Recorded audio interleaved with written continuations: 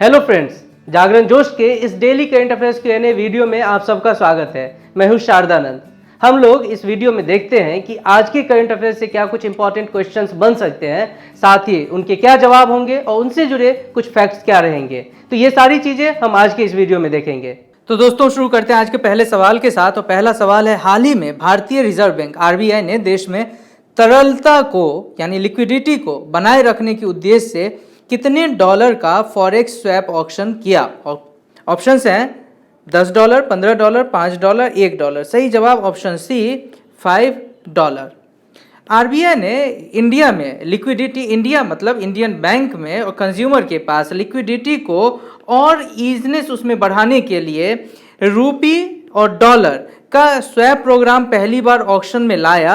और उस ऑक्शन में जितनी इनकी एक्सपेक्टेशन थी उससे ज़्यादा इनको जो है उसको टेकर्स मिले। क्या हुआ कि RBI ने कहा था कि हम $5 बिलियन ही ऑक्शन में लेंगे, लेकिन उसके जवाब में जो इनके पास नीलामी के लिए आई वो लगभग $16.3 बिलियन के रूप में आई। हालांकि RBI ने $5 पे ही अपना कामकाज समेटा और इसके बदले में 34,561 रुपया इन्होंने भारतीय बैंकिंग सिस्टम में जो है इन्फ्यूज किया।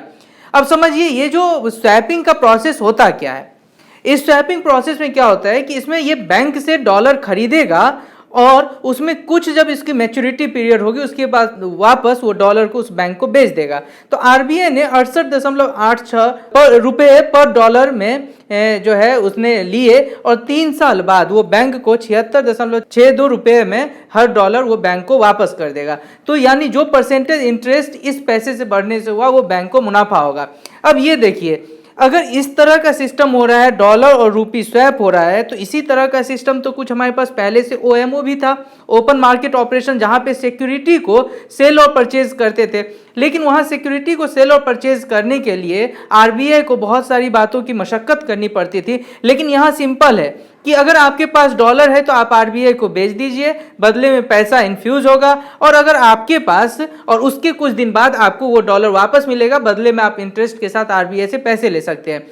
ये जो और इस सिस्टम में जिस तरह से RBI को बैंकों ने अपना इंटरेस्ट दिखाया, उससे ऐसा लग रहा है उसके बाद RBI ने ये कहा है कि आने वाले समय में ये जो डॉलर रूपी स्वैप ऑक्शन होगा वो आगे और बढ़ाएगी।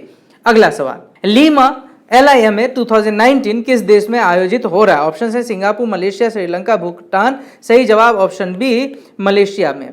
ये जो लीमा है, जिसे Langkawi international maritime and aerospace exhibition कहते हैं, उसका जो 15th एडिशन है वो अभी मलेशिया में शुरू हुआ है और ये अभी अप्रैल तक चलेगा, अप्रैल के फर्स्ट वीक तक।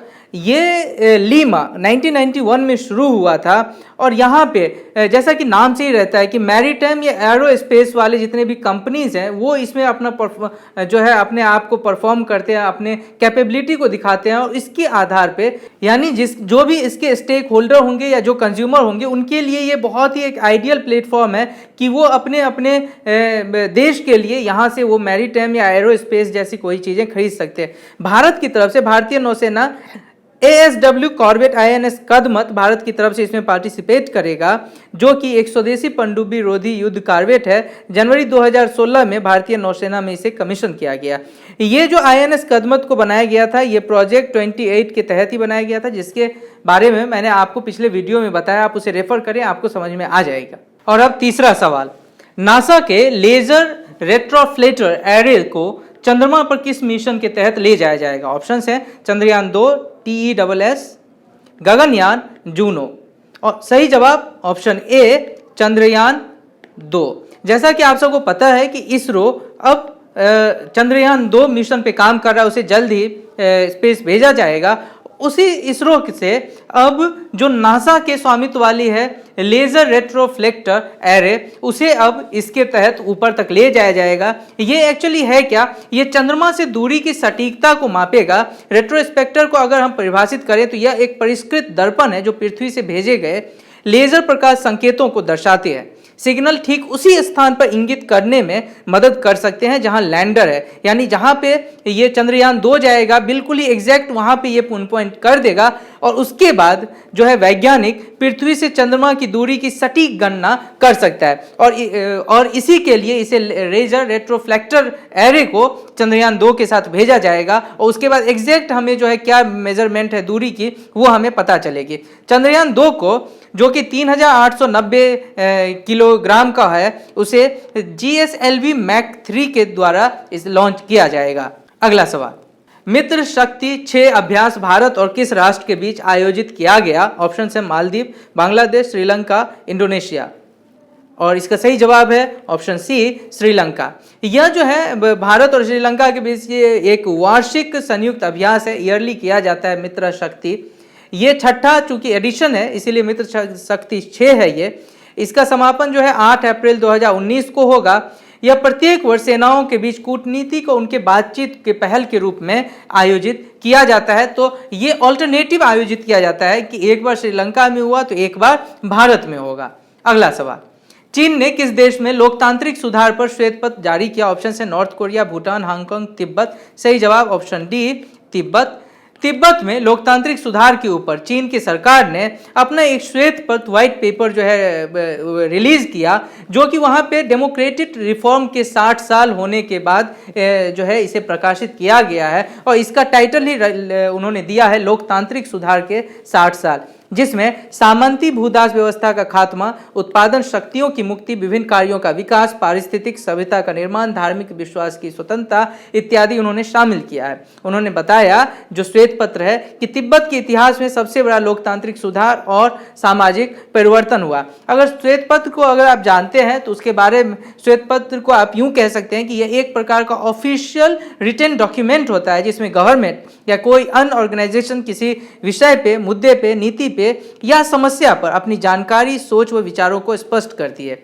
आप सबको जैसा कि पता है चीन तिब्बत को अपना भाग मानता है, हालांकि तिब्बत के लोग इसे अपने देश नहीं मानते और वो चाहते हैं कि तिब्बत चीन से अलग होकर एक अलग सा अपना स्वतंत्र एक देश बने और इसके लिए जो अंतर्राष्ट्रीय समुदाय है वो चीन पे दबाव भी बना रही है। अब उसी प्रेशर को थोड़ा हल्का करने के लिए चीन एक तरह से ये एक ब्लफिंग ही कह सकते हैं कि वो बता रहे हैं कि वहाँ हमने लोकतांत्रिक सुधार किए।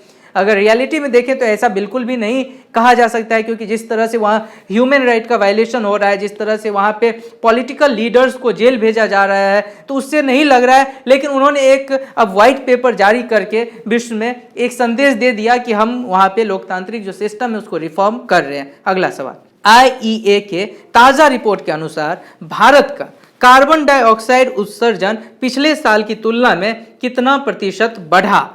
ऑप्शन है 2%, 5%, 7%, 10%। सही जवाब option B 5%। International Energy Agency की रिपोर्ट आई है अभी, उसने बताया कि भारत ने 2018 में 2299 मिलियन टन CO2 का उत्सर्जन किया, जो पिछले साल की तुलना में 4.8% अधिक है।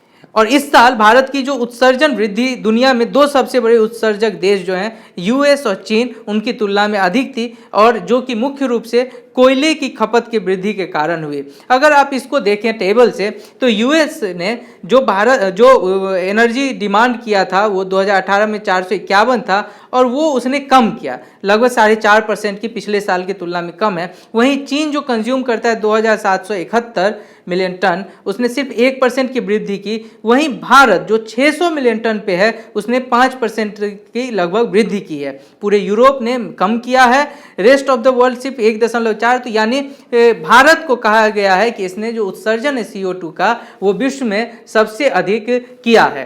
अगर IEA की बात करें तो यह organisation for economic cooperation and development के तहत 1974 में इसे जो है एस्टैब्लिश किया गया था।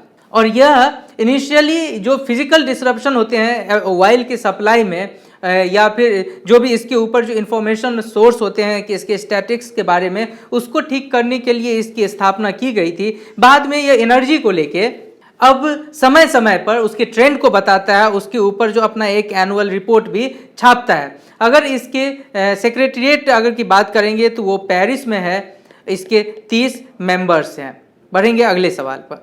हाल ही में मैनकेडिंग शब्द चर्चा में रहा है, यह किस खेल से संबंधित है? ऑप्शंस हैं हॉकी, फुटबॉल, क्रिकेट, बास्केटबॉल। सही जवाब ऑप्शन सी क्रिकेट।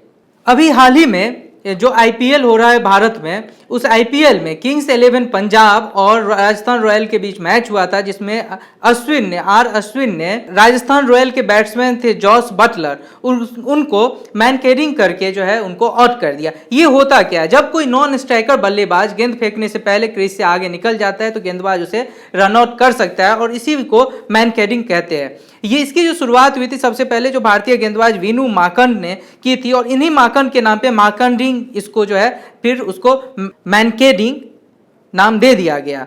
और लेकिन इसमें एक और खास बात यह है कि यह गेंद रिकॉर्ड नहीं होती, लेकिन विकेट उस पर गिर जाता है। इसे आईसीसी के जो नियम है उसको 42.14 में इसका जिक्र किया गया है और इसी रनआउट को मैनकेडिंग कहा जाता है। अगला सवाल, हाल ही में आरबीआई ने किस बैंक के ऊपर 2 करोड़ रुपए का जुर्माना लगाया? ऑप्शन है एसबीआई, पीएनबी, बीओबी, आईसीआईसीआई। सही जवाब option B PNB, Punjab National Bank. Punjab National Bank को स्विफ्ट नॉर्म्स का सही से इसको फॉलो नहीं करने के लिए आरबीआई ने इसके ऊपर 2 करोड़ रुपए का जुर्माना लगाया।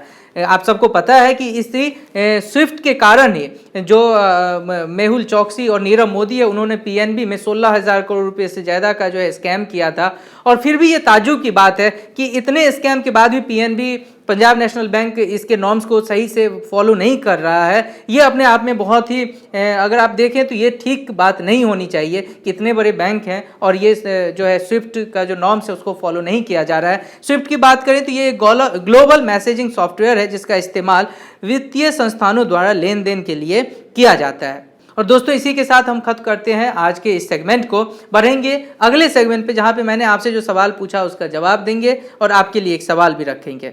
मैंने पूछा था हाल ही में किस देश ने असॉल्ट सेमी ऑटोमेटिक राइफलों पे बैन लगाया? ऑप्शन है ऑस्ट्रेलिया, न्यूजीलैंड, मालदीव, श्रीलंका। सही जवाब ऑप्शन बी न्यूजीलैंड। अभी कुछ दिन पहले ही न्यूजीलैंड में एक बंदूक से, सेमी ऑटोमेटिक राइफल से जो है एक मस्जिद में हमला किया गया और बहुत सारे लोगों की वहाँ पे मौत हुई थी। उस हमले में एक तरह से वो हेट क्राइम था एक पर्टिकुलर कम्युनिटी के खिलाफ। और उसके बाद न्यूजीलैंड सरकार ने जो इजीली अगर वहाँ पे असॉल्ट या सेमी ऑटोमेटिक राइफल मिलते थे उस पर अब बैन लगा दिया। अब वो वहाँ पे ऐसे ही नहीं मिलेंगे। और अब एक सवाल आपके लिए जिसका जवाब आपको हमें कमेंट बॉक्स में लिख के बताना है। अजलान शाह कप किस खेल से संबंधित है? ऑप्शन है हॉकी, फुटबॉल, टेनिस, कुश्ती। हमें आपके जवाब का इंतजार रहेगा, आपके फीडबैक का भी इंतजार रहेगा। वीडियो अच्छा लगा तो इसे लाइक करें, शेयर करें। अब तक आपने सब्सक्राइब नहीं किया है तो इसे सब्सक्राइब जरूर करें इस चैनल को और देखते रहें जागरणजोश.com।